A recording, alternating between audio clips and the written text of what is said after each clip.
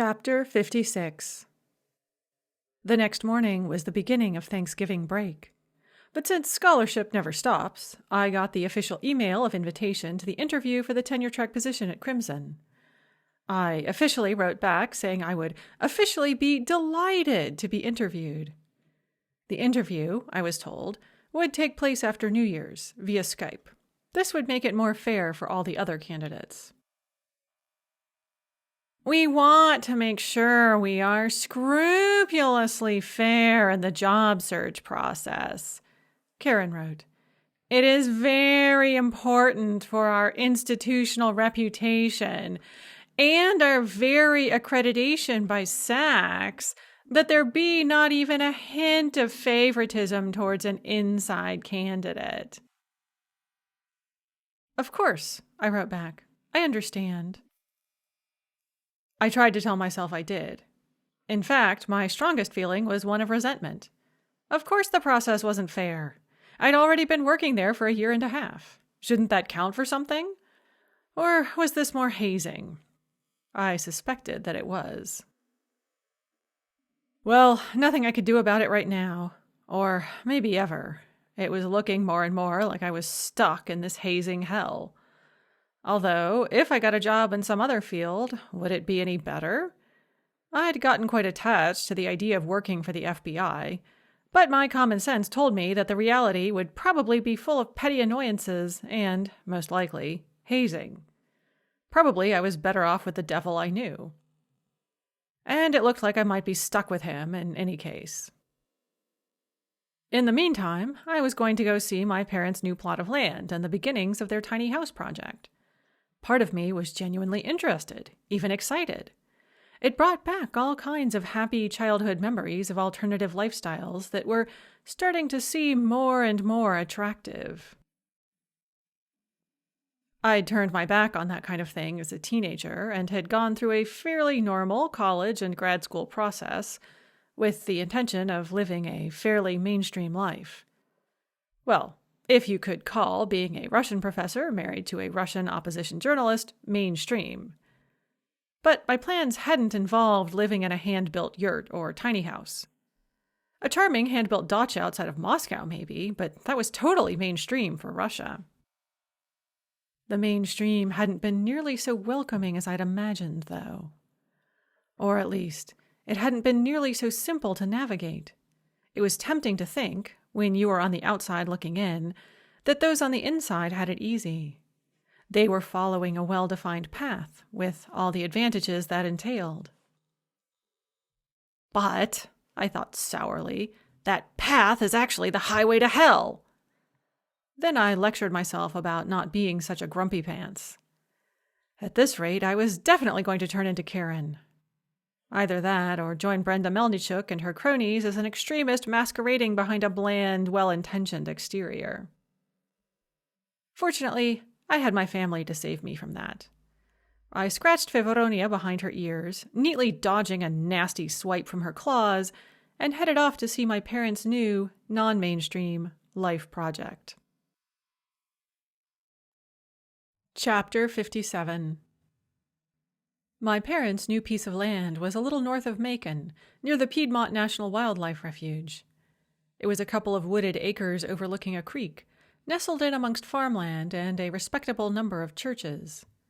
It had a long gravel drive, almost a road, through the woods, ending at a cleared spot with a ramshackle old barn in the middle. "This used to be a homestead," my mother was telling my grandparents as I got out of the car and came over to join them. "But the only thing left is this barn. At first we thought about restoring it. Bobby thought it would be a charming cottage, but then we decided against it." My grandfather had closed his eyes in horror when my mother had mentioned restoring the barn. Now he reopened them and nodded with vigorous approval. Good, he said. "Restoring something like this would be a nightmare. Don't look like there's anything worth saving left anyway. Whole thing had crumbled to dust as soon as you so much as pointed a hammer its way." "That's what Bev said," my father agreed. Bev was my mother. Bev O'Malley had married Bobby Halley. They found it almost as funny as I did. I could also sympathize with why they'd given me and John such outlandish names. I thought it had potential, my father was saying, but Bev said no, and the structure would be too big for what we were looking for anyway. So we agreed we'd pull the whole thing down, reclaim what we could of the materials, and design the new house to honor this old structure. Include similar motifs, things like that. My grandfather nodded slowly, looking like he wanted to agree, but was afraid that behind this facade of common sense, madness lurked. That was often how he felt about my father. Deep down, they actually had pretty similar morals. Both of them believed in hard work and helping others over self-aggrandizement and greed. And they often said things that seemed to agree on the surface. But their ideas of how to implement their ideals were normally somewhere between 90 and 180 degrees off. It made for an interesting relationship. "You got any blueprints drawn up?" my grandfather asked, speaking with the caution of a man who has often been disappointed in the past, but in whom hope springs eternal. "We've been drawing up sketches," my father said. He pulled off his glasses, which were still cracked from the hammer incident over fall break, and cleaned them on his shirt, a sign that he was particularly excited. "Bev has them. We can show you, and we thought, since we have you here today, we could start marking out the foundations. You know, actually mark it out on the ground and see how it looks, how we feel about it, start to visualize it as a material reality rather than an abstract idea." My grandfather nodded again, still with cautious hope and approval. "That sounds like a fine idea. I take it y'all aren't planning to put it exactly where the old barn is now." "We're not sure," my mother put in. "We thought about having it tucked in under the trees over there." She pointed to the edge of the clearing. "But that's why we wanted to start marking out the foundations."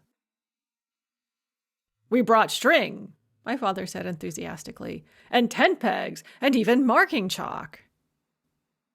"Great," said my grandfather. "Great.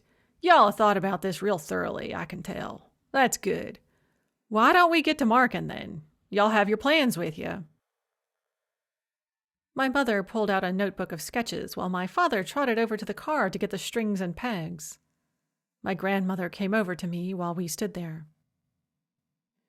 "Weena, darling, have you heard? John is actually spending Thanksgiving with Camilla and her family. Isn't that just, darling, has he ever spent Thanksgiving with a woman before?" "Not that I can remember," I said. "Gosh, he is a changed man." "It sure seems like it, doesn't it? And to be honest, I'm actually glad he won't be with us this Thanksgiving. I mean, I'll miss him something terrible, but I just don't think I can handle the arguments he and your father would get into over politics after this terrible election. So I'm glad he'll be spending it with Camilla instead. And I think she's so good for him, don't you? I mean, she sounds like a little, well, I was going to say ball breaker, but maybe Martinette is more polite, isn't it? But you know what I mean. And normally I wouldn't want that, but with John, well, it's probably what he needs, isn't it? And it's what he's used to, isn't it?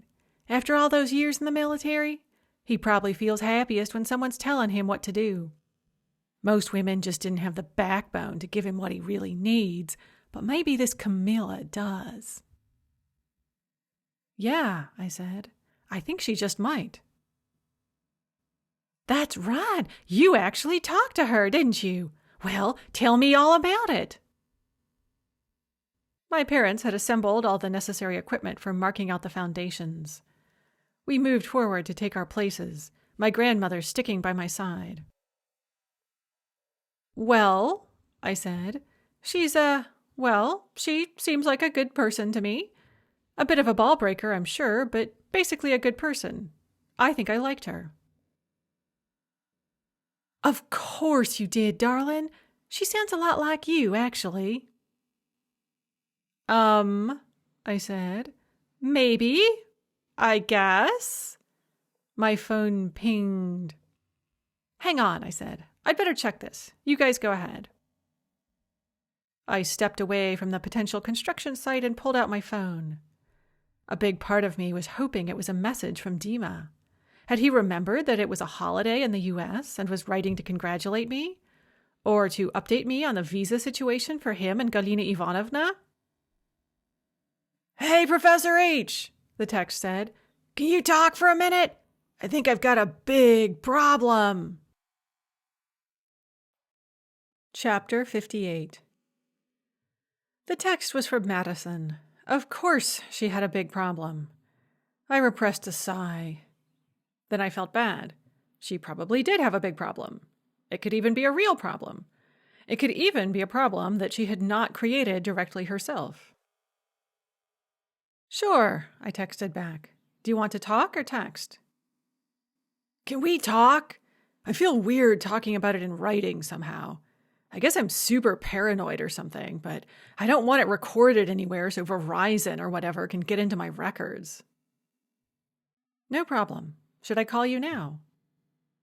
"Please do." That "please do" worried me. I tried to remember Madison ever using a phrase so appropriate and polite. I couldn't think of a single instance. She must really be in trouble. I looked over at the others.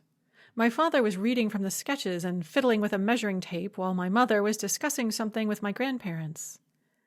It looked like they were trying to decide the best location to put in the first corner peg. My dad looked up and said something to them. He gestured towards a particular spot in the ground, forgetting about the measuring tape he'd pulled about a foot out of its case. The metal tape zipped back into the case when he let go of it, catching on his thumb and drawing blood with its sharp edge. Yelling and swearing and general consternation on all sides erupted. I turned away. It wasn't a mortal wound. My mother was already fishing an alcohol wipe and Band-Aid from the large supply she always kept in her purse. Just another fun afternoon doing manual labor with my dad. I hit call on my phone screen. "Hey, Prof," Madison answered on the first ring. She was trying to sound breezy, but her voice caught, and she ended in a strangled gulp. "Hey, Madison," I said. "What's up?" "Oh, school's going well. Aunt Sybil's actually, really cool. And I guess she thinks I'm pretty cool, too, since she's saying not only can I stay till the end of the semester, maybe I can stay for next semester, too. That'd be awesome, because I'm having a great time in NYC. And my dad's being less of a dick than usual. Oh, shit. Didn't mean to. Anyway, things are going great. Only, the election last week and all the, craziness and shit." "Yes," I said, "I do know." "First time I ever voted," Madison said. "Huh. Big fucking whoop-de-whoop. Don't know why I bothered." "Well," I said, "sometimes you just have to do the right thing no matter what." "Yeah, I guess. It just seemed like a total fucking waste of time. But anyway, that's not why I called. It's, my mom." "Uh-huh," I said, when she didn't say anything for a moment. "Yeah, we're kinda, talking again." "That's great," I said. "I don't know about that, Professor H. I think I might be what's the word? Aiding the enemy or some shit like that." I said, "How so?" "Well, so, it's like this. I agreed to go spend Thanksgiving with my mom. Big fucking mistake." "Uh-huh," I said again, after another long pause. "Yeah, so we'd been, talking and shit for a few weeks now. And she'd been talking about the election, politics, all that. I didn't want to argue. So I just kind of nodded along and went, yeah, sure, Mom, sure, the whole time. So I guess she thought I agreed with her a lot more than I do." There was another pause. "Uh-huh," I said, to jolly the conversation along. "So I showed up at her place last night, and we had a guest for dinner, Carrie Ostermeyer? I said. You know about her, right? She was like in the stuff I told you about earlier, right? Uh-huh, I said. I read about her and your mom working together. Yeah. So I'd never actually met her before. But there she was, large as life, sitting across the dinner table from me. I said. So she and my mom started talking about politics and stuff. And from what I gathered, it sounds crazy, but I swear it's true. Cross my heart and hope to die. It sounded like they were saying that if the election had gone the other way like we all thought it would, then they'd been, planning. I can't believe I'm saying this shit about my own mom. They'd been planning to carry out some kind of terrorist operation. Chapter 59. Have you told anyone? I asked. Have you told your alphabet agency contact? No, I can't. I can't snitch on my own mom that way. Besides, he'll probably laugh in my face. Madison, I said, we've been through this before. He's not going to laugh in your face. This is why they contacted you. They're very, very interested in this kind of thing. They need you to tell them. You think so? I know so. This is what they exist for. Yeah, but it's just also vague. It's not like I heard him say, tomorrow at dawn in front of the Capitol. I just kind of guessed from what they were talking about that they'd had some kind of plans. Even so, I said, maybe they're hearing other similar rumors. This could help them confirm their hunch, triangulate in on the truth. Maybe something that was meaningless to you will be meaningful to them. I really think you should tell them, Madison. Okay. She still sounded skeptical. And I guess I should remind them about the guys from Glorious Future coming over too for this retreat, huh? I, know who they are now, so maybe they'd, want to know. And I, looked them up, and it was, they're pretty scary guys. At least, I think so.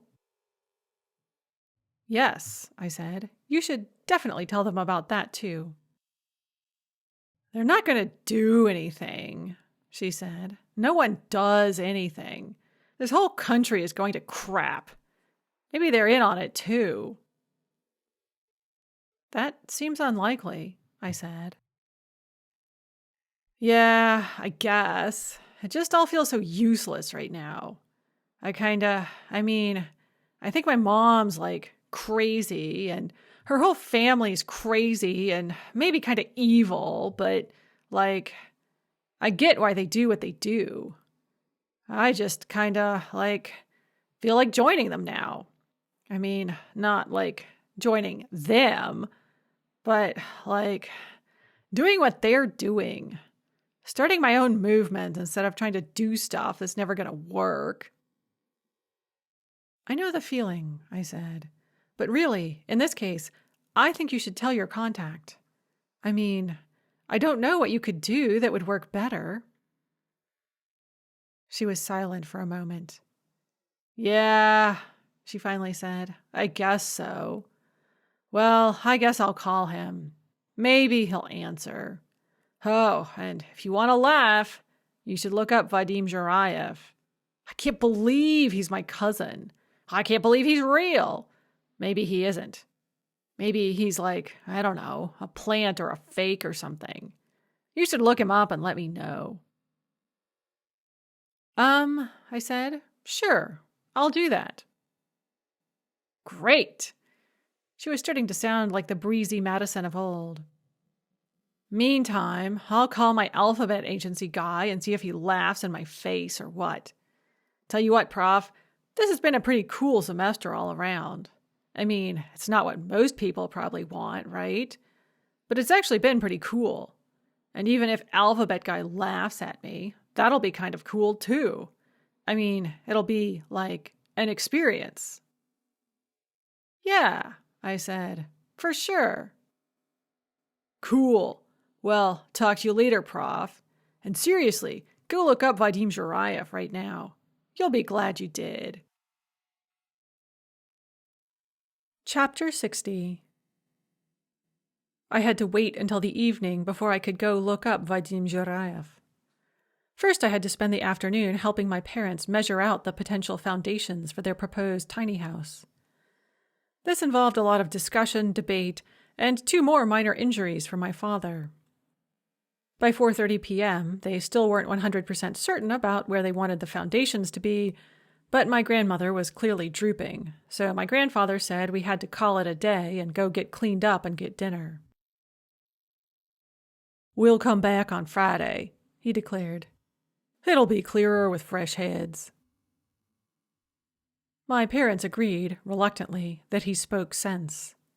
We all piled into our cars and drove back to the house in Macon, where we took turns washing off and then sat down to a light supper.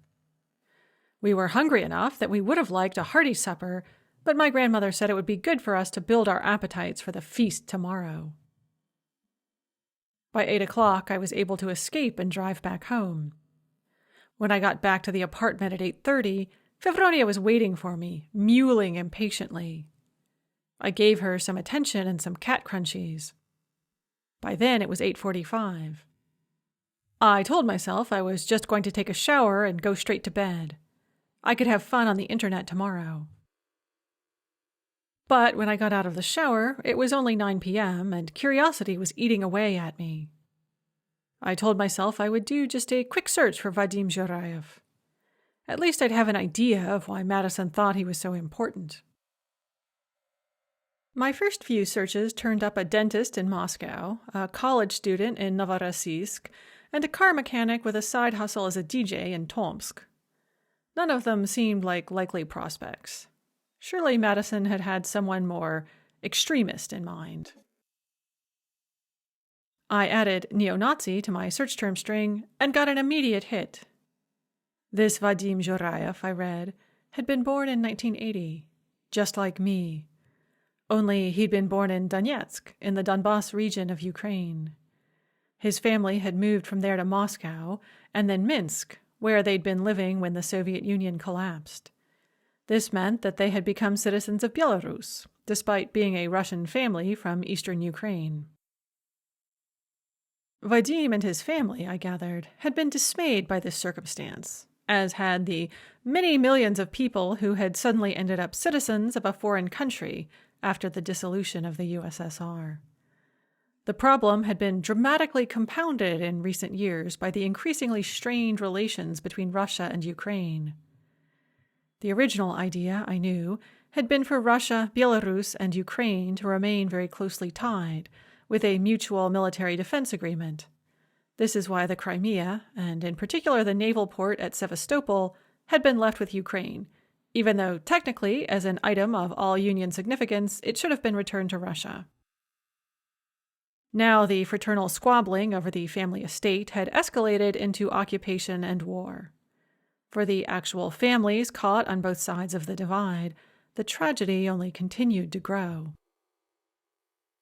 In Vadim's case, he had started working for the Belarusian security forces after getting out of school. This had somehow been parlayed into a job with the Russian FSB. But then he'd left them and ended up leading the White Wolves, a group with strong ties to fascism and neo-Nazi ideology, as well as a kind of neo-Soviet nostalgia. This was all part of the red-brown movement that had been growing in the former USSR following its collapse. While involved in the White Wolves, Vadim had been implicated in various murders of rivals within the organization, as well as attacks on Caucasian and Central Asian minorities living in Moscow. He had eventually been forced out of the group, only to resurface in Kiev as a vlogger about Ukrainian nationalism. Almost preternaturally handsome, with a high forehead that suggested an intellectual bent, and pretty boy features that were gradually morphing into ruggedly sexy good looks, along with a quick tongue and a voice that somehow sounded like melted chocolate, he had quickly gained a following. In 2013-2014, he had led a group of protesters on the Maidan, the square in central Kiev where the main protests and clashes had taken place. His group was also one of the right-wing groups implicated in the killings of both protesters and police. Rumor had it that Vadim had bragged afterwards about taking out 2 policemen himself. Afterwards, while still maintaining an active vlogging presence, he had led a paramilitary group against the Donbass separatists before being folded into the main Ukrainian military. His social media feeds had been full of videos of heroic deeds in the anti-terrorist operation by him and his group, and he had become a sex symbol amongst women the world over who sympathized with Ukraine and the Maidan movement. Less heroically, rumors of rape, torture, and extrajudicial executions of separatists, as well as firing on civilians and the brutal hazing of his own fighters, surrounded his unit, although nothing had been proven definitively. Journalists who had tried to publish pictures of fighters in his unit wearing swastikas, Sonnenräder, and other Nazi symbols had had their stories cancelled, and in some cases had been threatened and even beaten. There was no room, they were told, for negative depictions of the brave fighters against Russian aggression. People needed heroes, especially during such divisive times, and Vadim was the hero of the moment. If that meant looking the other way when certain unpleasant facts came to light, so be it. If someone wouldn't listen to reason, then Vadim and his men were extremely capable of silencing people more permanently. The author of the final report I read on him, from a small human rights group dedicated to researching and exposing neo-Nazi and white supremacist ideology, speculated that he was actually a Russian plant sent to undermine Ukrainian independence from within. Why else would a Russian/Belarusian neo-Nazi be fighting against the pro-Russian separatists in the Donbass? Other authors suggested that he was a committed white supremacist who had found a particularly congenial environment. Neo-Nazism and white supremacy had become global movements that were separating themselves from nationalism per se, although they still often existed side by side with it. With the collapse of the Soviet Union, some people had clung to communism and Soviet nostalgia, but lots of others had gone searching for other ideologies to replace it. Neo-Nazism had become popular in Russia in the early 2000s, but now, as far as I could tell, was being subsumed by a Russian nationalism that was more interested in Russia as a great, and therefore multi-ethnic, empire than as a white ethnostate. Meanwhile, the ideals of white supremacy aligned closely with the ideals of Ukrainian independence and Ukraine as a wholly European nation, upholding European values. This was particularly the case since previous iterations of the Ukrainian independence movement had been closely tied to fascism and Nazism. This meant that now true believers in white supremacy were gravitating towards Ukraine and Kiev's so-called anti-terrorist operation in the Donbass. So Vadim could be a Russian plant, sent to destroy Ukraine from the inside, or he could be a fervent white supremacist, fighting to defend Europe from the ravening Asiatic hordes. Or he could be both. In my experience, one should never underestimate the presence of agents of chaos. I checked the time. 10 p.m., which meant it was 5 a.m. for Dima. I shouldn't bother him. Either he was sleeping or he was trying to sleep. He didn't need a text from me, and I was about to go to bed. I should let both of us sleep. And maybe by tomorrow my questions wouldn't seem so pressing anyway. Those were all sensible thoughts. None of them stopped me from taking out my phone and writing, "What do you know about Vadim Zhurayev?" Chapter 61. After I sent that text, I made myself set my phone down and get into bed. Fevronia came out from where she'd been skulking under the bed and climbed onto the spare pillow, the one that was supposed to be for lovers, but actually just collected cat hair, and gave me a meaningful stare. "You have food," I told her. She gave me another, even more meaningful, stare. I cautiously reached out a hand and tried to scratch behind her ears. She ducked her head and jerked away. I put my hand under the covers and tried to look as unthreatening as possible. Fevronia gave me another meaningful stare. When I responded by staying completely still and ignoring her, she crept closer. I looked straight ahead, pretending she wasn't there. She crept a little closer and nosed at my hair. There was a faint rumble by my ear. Was she purring? I tried to breathe as shallowly as possible. The rumble grew louder. Then there was a tug at my hair. Is she chewing on my hair? I resisted the urge to turn my head and look. The tugging on my hair grew stronger, as did the purring. She was definitely chewing on my hair. I guess this is a good thing? I wondered how much damage she was doing to my hair. Then I wondered how much it would actually matter. My hair care routine consisted of trying to keep it reasonably clean and tangle-free, and occasionally snipping it back to just above my shoulders when it started catching on the strap of my purse. Probably a little cat chewing wouldn't make any difference at all. My phone pinged. I reached out for it. Fevronia scuttled away under the bed again.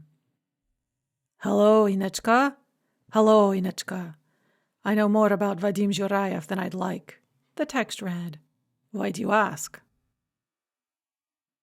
It looks like he might be coming to the U.S., I wrote back. And you're up awfully early. Insomnia, thought sails again, smiley face, smiley face, smiley face, smiley face, smiley face. Partly from worrying about guys like Zhurayev. Why is he coming to the U.S.? You're not going to have anything to do with him, are you? No, I assured him. He should be in a completely different state, far away from me. Someone just told me about him recently, and I was wondering. He's a bad guy, Ina. Stay away from him. I intend to, I promised. Do you know why he's coming to the U.S.? Dima asked. Seems like he should be busy with the auto. I think he's coming over to meet with other like-minded people here, probably to give inspirational speeches. I can't believe the U.S. government would let him come over, Dima wrote. He's a really dangerous guy. Aren't they supposed to keep terrorists out? To them, he's probably not a terrorist, I wrote back. He's a brave defender of his homeland, democracy, and European values. And the Taliban, Al-Qaeda, and ISIS are brave defenders of their homelands and eternal religious values, Dima wrote. That doesn't mean you should invite them over as guests. I know, but it's not my decision. True. Anyway, it's funny you should ask about Vadim. I've been looking into him myself. How come? I asked. Some threads that might be between him and Kovbayets. I see. That was only sort of true. Kovbayets was a Chechen-based mercenary company full of radical Muslim fighters that probably answered to the Kremlin. It seemed like it should be on the opposite side of anything Zhurayev supported. Do you think Moscow planted Zhurayev in order to undermine the current Kiev regime? I asked. That was my first thought, Dima wrote back. But the more I look into him, the less likely it seems. It seems to me that he sincerely believes in his fascist ideology. It also seems to me that he serves no master. No one can keep him under control. Then what's the connection with Kovbayets from? I asked. I wish I knew. Smiley face, smiley face, smiley face, smiley face. I've just heard reports of him doing something with Kovbayets. Maybe drug smuggling or drug development. They may be trying out new drugs on the field in the Donbass. But how or why he and Kovbayets would be working together on this when they're supposed to be on opposite sides, I don't know. I tried to think of some kind of clever and insightful response to that, something that would illuminate what Jurayev and Kovbayets were doing. Instead, I wrote, "There are a lot of bad people in the world." "There are," Dima agreed. "But there's good people in the world too. Like you, Ina." "And you," I wrote back. "I try, smiley face, smiley face, smiley face, smiley face, smiley face. But mostly I fail. Smiley face, smiley face, smiley face, smiley face, smiley face." "You succeed," I wrote. "Not enough. I've been thinking, Inachka." I waited. Nothing. "Yes?" I prompted. "I've been a total shit to you, haven't I? I mean, I meant well, but I've been a complete asshole to you. I have ever since we first got together, and it's only gotten worse over the years." "What brought this on?" I wrote, rather than responding directly. Because, of course, it was true, but I wasn't going to tell him that. "I've been thinking. A lot. Because of work stuff, and especially because of Mama's situation. It's made me do a lot of soul searching. And, I've always been an idealist." There was another pause. I waited some more. "I know," I wrote. "I was an idealist when I joined Amon. Yes, I did it because I needed the money, but I also believed in it. And an idealist when I quit and became a journalist and joined the opposition. And an idealist when I proposed to you, and an idealist when I broke up with you. All those actions were prompted by idealism. I truly thought I was doing the right thing, and I was trying as hard as I could to act for the best." "I know," I wrote again, when no more was forthcoming. "And all of those things were bad. They made me do bad things, betray the very ideals I'd meant to serve." "Thanks," I wrote. "I guess that sounded bad when it came out like that, huh? But what I meant was that, well, let's talk about you. About you and me." "Okay," I wrote. "Ina, I really loved you. I really did. I'm as sure of that as I am of anything. But I also started going out with you and proposed to you because of idealism, not because I loved you, because I thought doing it would serve some higher ideal. You and I were going to change the world together. And marrying a liberal American was another way of thumbing my nose at the powers that be, whom I'd sworn to overthrow. I didn't do it because of you. I didn't do it because of me. I did it because of them." "Okay," I wrote again. "Only, after a while, I started to think that maybe I was doing the wrong thing. After all, being with you wasn't helping my cause. It was hurting it. A connection with an American just showed that I was a degenerate foreign agent who'd sold out to America, not a principled patriot of Russia." "Is that how you actually felt?" I asked. We'd never discussed this aspect of our relationship. I'd worried about it too much to have the courage to bring it up with him, in case he said exactly what he'd just said. "No, I didn't feel compromised at all. You never asked me to compromise anything. But I worried that I was and didn't know it. And I knew that that's what others thought. What do they say? Bad optics? The optics of our relationship were very bad." "I know," I wrote. I was not going to cry. Absolutely not. The part about bad optics was true, and all the crying in the world wouldn't make it any less true. I just hated the thought of Dima weighing our relationship on the balance of PR and finding it wanting. It made me think less of him. Well, no one, other than maybe his mother, was as aware of his faults as I was. I still thought of him as fundamentally brave and true, someone who acted according to his beliefs, not what the public thought of him. Losing that faith in his essential heroism would be almost as painful as losing him.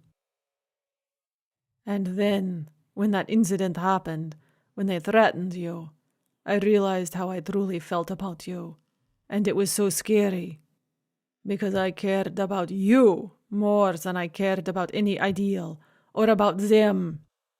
And I also realized that I was hurting you. I was hurting you by putting you in danger, but I was also hurting you by acting according to my ideals instead of according to what was best for you.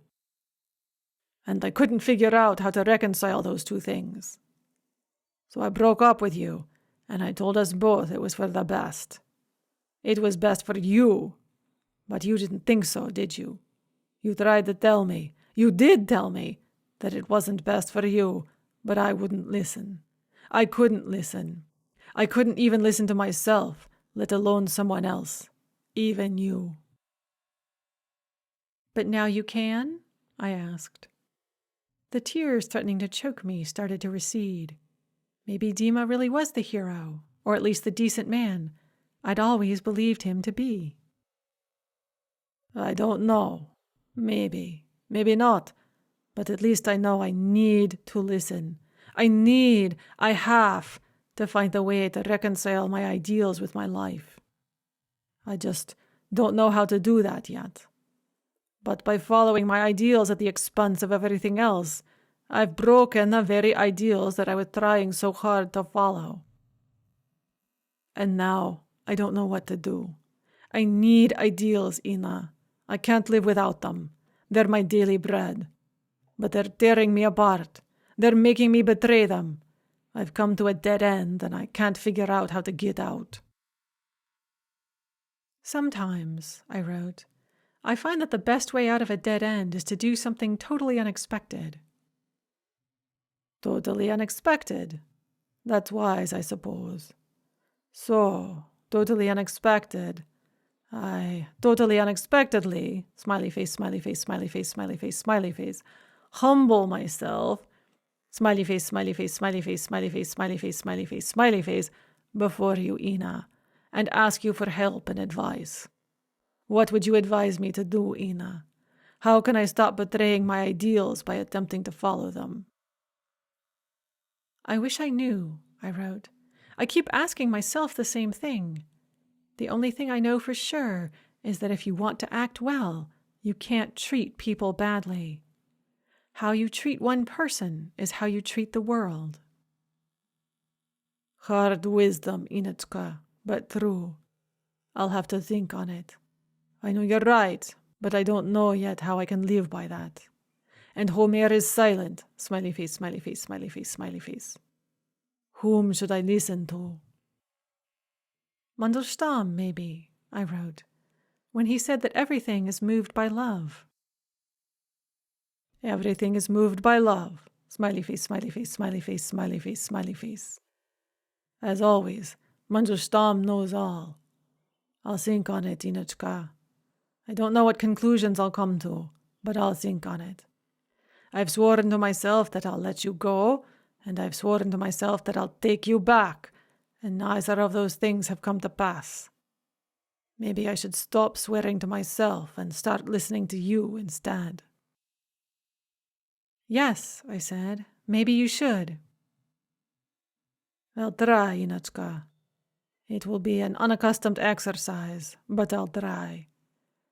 And now it must be late for you. No reason for you to have insomnia along with me. I'll let you sleep. Also, maybe I'll come up to the head of your bed, like the wine-dark sea, in your dreams. Smiley face, smiley face, smiley face, smiley face. Maybe, I wrote. Good night. Or good morning, rather, for you. Good morning, Inechka. Sleep well. Smiley face, smiley face, smiley face, smiley face. Chapter 62. My talk with Dima hadn't kept me up that late, but I lay awake for a long time afterwards, feeling the wine-dark sea of confusion and uncertainty sloshing around my bed. Occasionally I smiled up into the darkness like an idiot. When I woke up the next morning, Fevronia was purring and chewing on my hair again. I felt remarkably cheerful and energetic, despite only getting half a night's sleep. The 3 messages from dating site scammers that greeted me when I checked my phone failed to ruin my mood. So far, this experiment hadn't broadened my knowledge of men so much as made me realize how few non-scammer, non-predator males were out there. And the few non-sociopaths I'd encountered had been totally incompatible. Pretty depressing results for a pool of thousands of potential matches. But I didn't need lots of men. I only needed one. After a moment of indecision, in case I was jinxing myself, I set the app to snooze for 30 days. A great feeling of freedom washed over me, lifting my mood even further. I continued to feel remarkably cheerful and energetic as I drove over to Macon, and as I helped with the prep for Thanksgiving dinner, and as I fielded prying questions about my work and personal life. My good mood continued the next day, when we eschewed Black Friday and went back to the new house site, where we spent most of the day measuring things and discussing, sometimes in heated tones, what we were measuring. My dad suddenly got it into his head that they should build a treehouse, and to everyone else's outrage, I accidentally backed him up on it. "A treehouse would be awesome," I said. "But not at all practical," said my mother. Behind her, my grandparents had both gone round-eyed with horror. "Well, no. Maybe you could have a treehouse as the guest house you were talking about." My dad said that was the best idea he'd ever heard, so by the end of the day, it was agreed that they would have a treehouse as well as the regular tiny house. I could tell that my mom and grandpa, who would be doing most of the actual construction work, were less thrilled with the idea than my dad and I were, but what could I say? A treehouse would be awesome. I might even be willing to help build it. Despite the treehouse disagreement, it was one of the most harmonious and productive weekends I'd spent with my family in my entire adult life. By the end of it, though, I was starting to get antsy. The pressures of work were staring me in the face again, and I hadn't heard from Dima since that talk we'd had on Wednesday. Should I text him? He didn't tend to respond well to me reaching out to him. That was probably a very bad sign. Borderline abusive, in fact. Why had I been so happy at the thought of maybe, possibly, someday getting back together with him? Why was I such an idiot?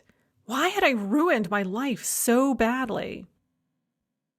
I was contemplating these thoughts Sunday night when a text from Madison popped up on my screen.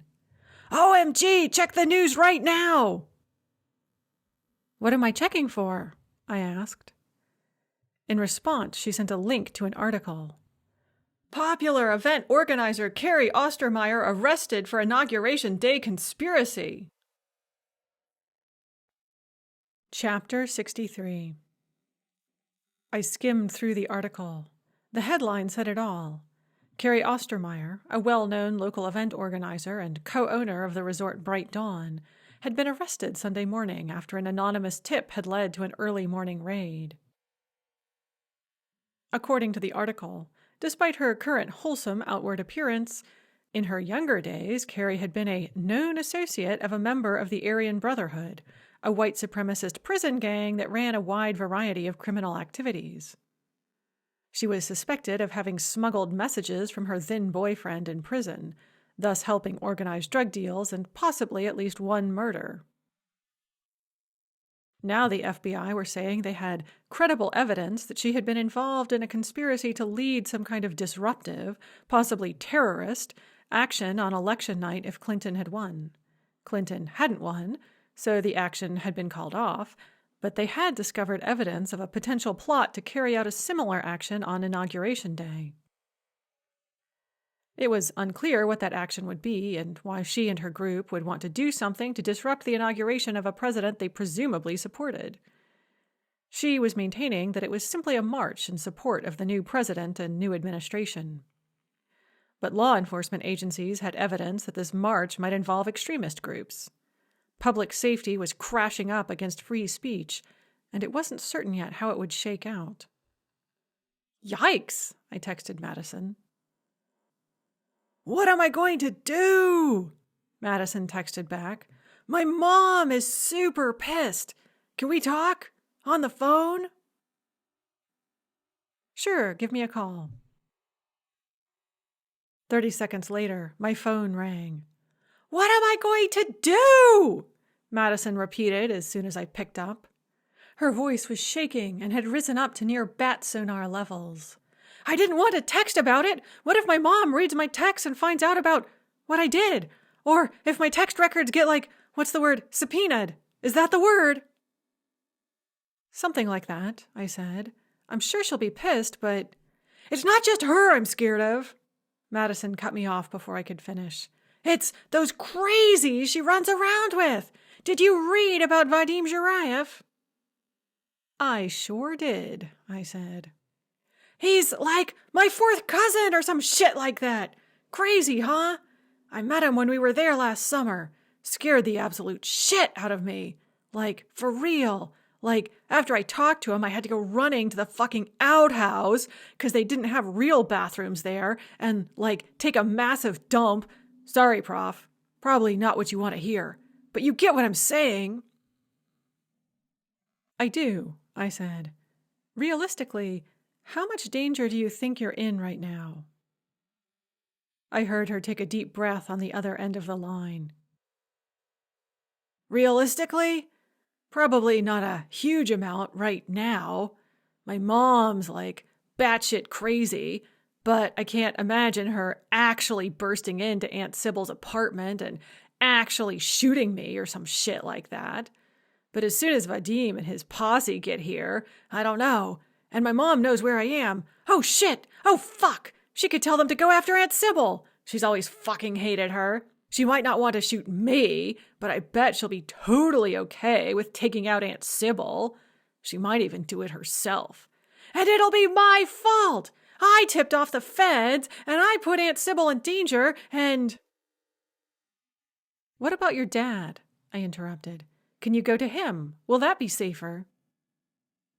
Nuh-uh. My mom knows where he is too, of course. And, he's a total dick, but I'm not going to lead a bunch of killers straight to his door. I just can't. Have you told your contact about this? I asked. What? Of course. I was the one who snitched. I mean, gave the anonymous tip, however you want to say it. But have you expressed your concerns that your life and the lives of your family might be in danger? I asked.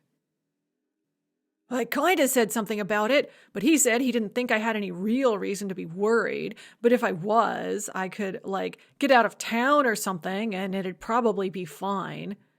I don't think he thinks much of me. And I don't think he takes my mom and Carrie and their gang all that seriously. He thinks they're a couple of soccer moms playing at being Nazis. He doesn't understand about my cousins. I don't think there's going to be much help from him. Okay, I said. Well, maybe you should just leave. Just to be on the safe side. How much more class do you have? Just 1 week? 2 weeks, said Madison, plus finals. But fuck finals. They're not worth dying for, right? Right, I said.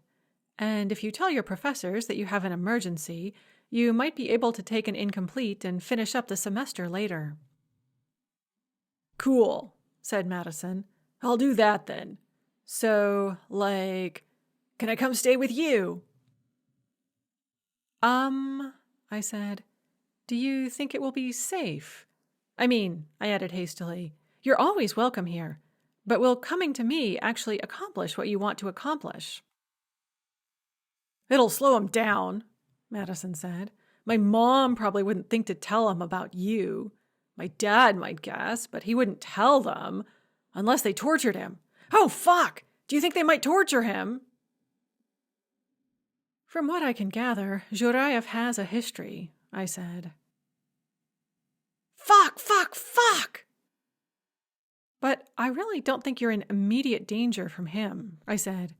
He's not in the U.S. yet, right? No, right. He won't get here for a few more days. Okay, so you probably have a little time to figure something out. Okay, great. So, can I come stay with you while I'm doing that? I can't stay here. And I'm scared. I can't stand the idea of being alone in some skanky hostel or something. And you saved me once before. You know how to deal with stuff like this. So, can I come stay with you? Please. I promise I'll leave soon. I won't be with you by the time he gets here. I need... Sure, I said. Why don't you come stay with me for a couple of days while we figure something out? I'm sure nothing will happen. Chapter 64. Madison and I agreed that she would get tickets to come down to Georgia within the next couple of days. I offered to meet her at the airport, but she said she was afraid to fly. Too much of a trail, she said. Anyone could follow me. I'll take the bus. More flexibility. I didn't think the bus would necessarily be any safer, but it made her feel better, so I didn't argue. She would call me when she got to the bus station at Macon, and I'd pick her up then. It might take me a couple of days, she warned me. I'm going to lay a false trail. Okay, I said. I didn't know how necessary that actually was, or how effective it would be, but again, I didn't argue. If Zhuraev really was after us, I figured he'd make a beeline for Madison, and it wouldn't take him much work to figure out that she might run to me. By coming to me, she was only endangering me further. But if she disappeared into the American hinterland, which I thought was her best bet, Zhuraev would still probably come to me once he'd shaken down her family and come up with nothing. So either way, it probably didn't matter. We'd just have to hope he didn't come after her. I debated about texting Dima about the situation. Maybe he would have good advice. Maybe he just needed to know. Or maybe his text would get read by the wrong person and we'd both end up in danger. And besides, our recent rapprochement was still very fragile. No point in stressing it if I could avoid it. Some part of me thought that if I turned to him for help, he'd freak out and run the other way. I decided to hold off for the moment. Then I started wondering if I should tell Alex. Maybe he would have good advice. Maybe, I was ashamed of the thought as I thought it, but I thought it anyway, he would drop everything and come running all the way across the country to help me out, and I wouldn't have to go through this alone.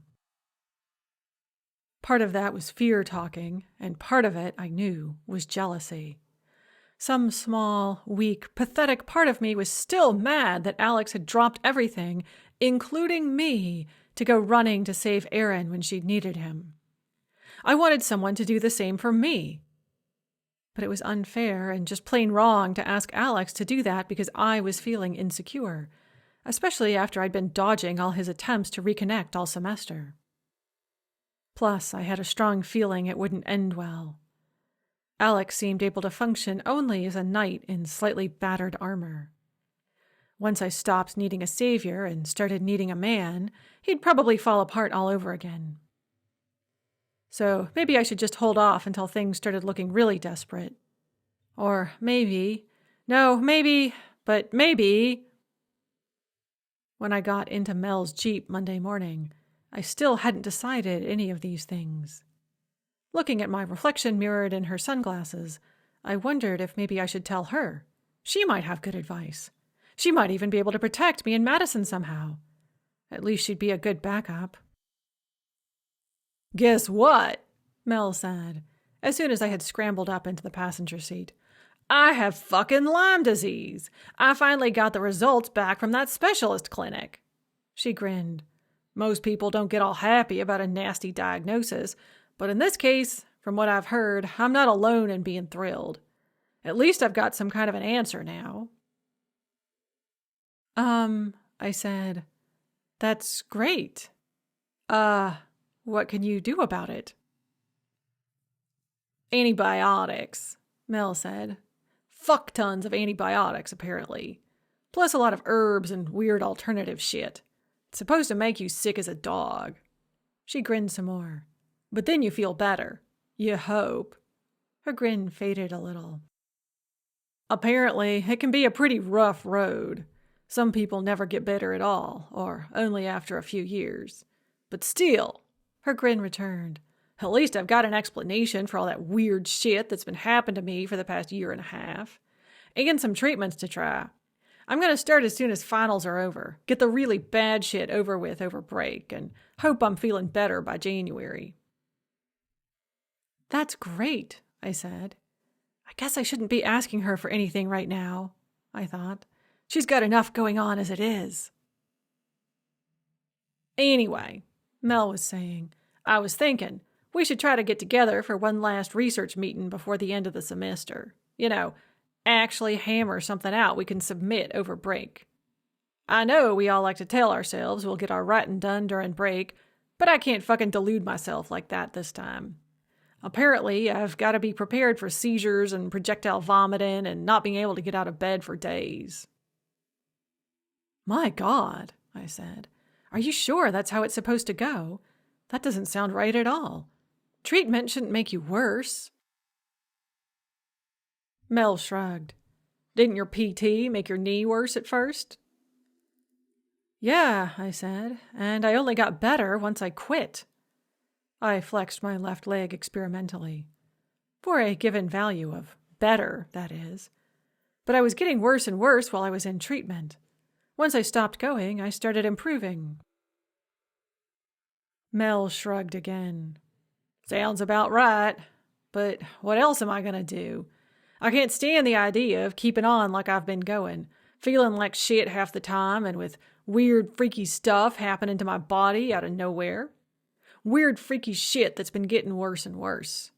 I was so tired after I got home from the clinic that I couldn't walk. My mom had to come out and help me stagger in from the car. Then I was better the next day, but I can't face it, Ro. I can't. If taking vomit pills and causing the nasty little monsters inside of me to explode and spew endotoxins all over my insides is what I have to do to have a chance of getting better, then I'll do it. Because it sounds better than going on like I've been. Okay, I said. I can't blame you. I'm sure I'd do the same thing if I were in your shoes.